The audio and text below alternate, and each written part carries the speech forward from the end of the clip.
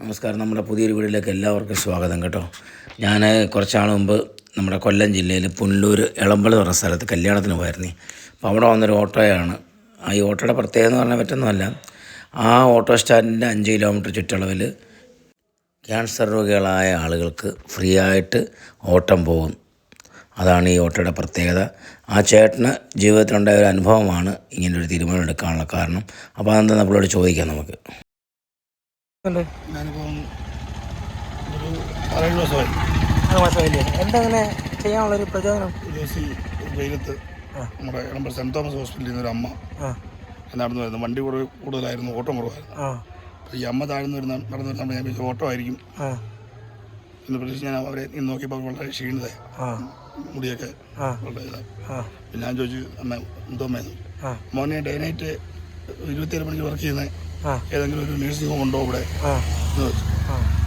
ഞാൻ എനിക്ക് പരിചയമുള്ള ഒരു സിസ്റ്ററിനെ MTM ലാബ് എന്ന് പറഞ്ഞ ലാബുണ്ട്, സിസ്റ്ററിനായിട്ട് ബന്ധപ്പെട്ടപ്പോൾ അവർ പറഞ്ഞു ഇതൊരു അസുഖം എന്ന് പറഞ്ഞാൽ കീമോ എടുത്തു കഴിഞ്ഞാൽ ഇവർക്ക് ഇത് കുറയുക, കൗണ്ട് കുറയുക.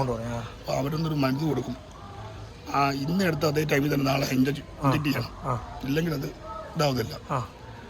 അതിന് തിരക്കി വന്നതാണെന്ന് പറഞ്ഞു. അപ്പോൾ ഞാൻ അവരോട് ഞാൻ സിസ്റ്ററെ വിളിച്ച് വന്ന് ഇതൊരു കാര്യം വീട് അന്വേഷിച്ച് വെക്ക്, നമുക്ക് എന്തോ ചെയ്യാമെന്ന് പറഞ്ഞു.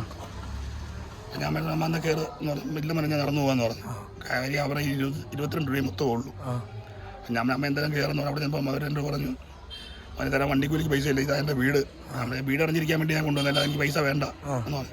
എനിക്ക് മോനെ ഞാൻ സോഡാനാര വെള്ളം കുടിക്കുമായിരുന്നല്ലോ എന്ന് പറഞ്ഞു. അതെന്നെ വളരെയധികം വിഷമത്തിലാക്കി. അതുകൊണ്ടാണ് ചെയ്തത്. അപ്പോൾ നമുക്ക് അതിനുള്ള വരുമാനമൊന്നും ഇല്ലല്ലോ.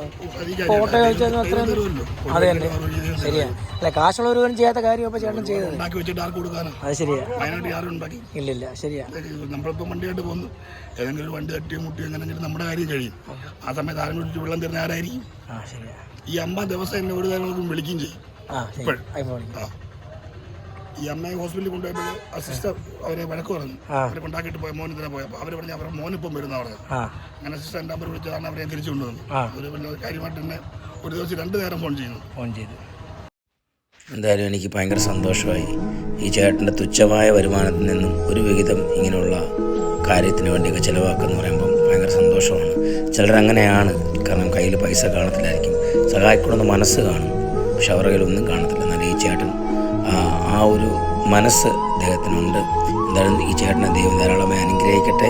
ഇളവുള്ളവരൊക്കെ ഇദ്ദേഹത്തിൻ്റെ ഓട്ടം വിളിക്കണം കേട്ടോ.